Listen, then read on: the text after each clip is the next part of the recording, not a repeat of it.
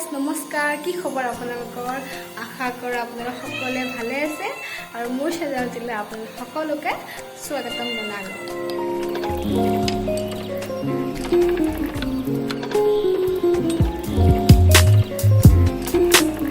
আজি হৈছে বিশ্বকৰ্মা পূজা আৰু প্ৰথমতে বিশ্বকৰ্মা পূজাৰ আপোনালোক সকলোলৈকে শুভেচ্ছা থাকিলে আৰু বৰ্তমান মই যাবলৈ ওলাইছোঁ পাছতি চাবলে আৰু এই পাছতি উৎসৱটো অসমৰ ভিতৰত অকল দৰং জিলাতে হয় সো ভাবিছোঁ আপোনালোকক দেখাম আপোনালোকে কিছুমানে হয়তো জানে দৰং জিলাৰ বিখ্যাত খতৰা মন্দিৰ খতৰা সত্ৰ আৰু এই খতৰা সত্ৰতে পাছতি উৎসৱটো হয় আগতে মই তেনেকৈ যা পোৱা নাই সো আজি ভাবিছোঁ যাম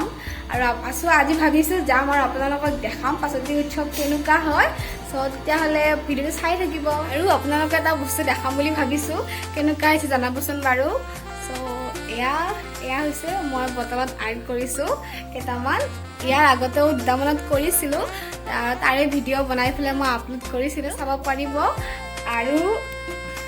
এইটোতো বনাইছে এইকেইটা মই আগতে বনোৱা কিন্তু এই দুটা মই এতিয়া বনাইছোঁ নতুনকৈ বনাইছোঁ সো কেনেকুৱা হৈছে আপোনালোকে জনাবচোন বাৰু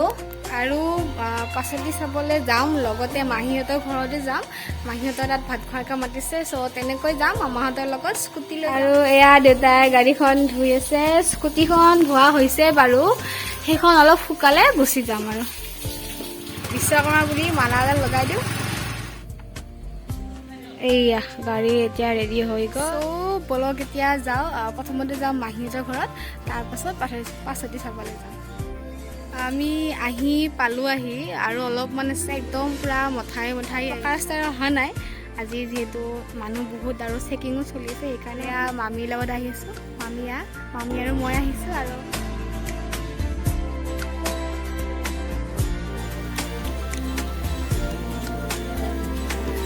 এয়া মথাউৰি ভঙা যে কৈছিলোঁ বানপানীৰ সময়ত ইয়াতে ভাঙিছিলে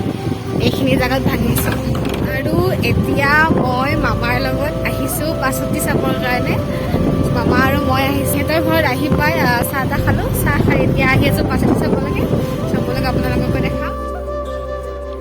আৰু এয়া এতিয়া পালোহি খতৰা সত্ৰ আৰু এই খতৰা সত্ৰতে পাছতি উৎসৱটো হয় আৰু এই পাছতি উৎসৱটো ভাদ মাহৰ শেষত মানে পালন কৰা হয়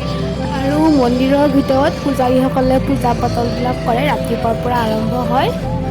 আৰু লগতে দধি মথা কাৰ্য হয় ইয়াতে দধি মঠে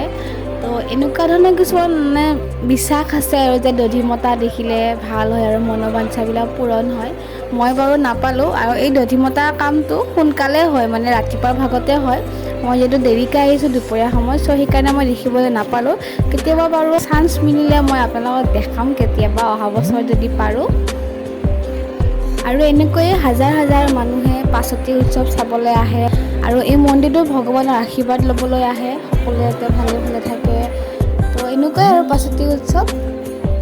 আৰু পাৰিলে আপোনালোকো আহিব কেতিয়াবা পাছতি উৎসৱ কেনেকুৱা হয় চাবলৈকে পাৰিব লগতে খতৰা সত্ৰত চাব পাৰিব মন্দিৰটো কেনেকুৱা হয় আৰু ইয়াতে পাছতিৰ সময়ত থিয়েটাৰো চলে তো ইয়াতে এতিয়া থিয়েটাৰো চলি আছে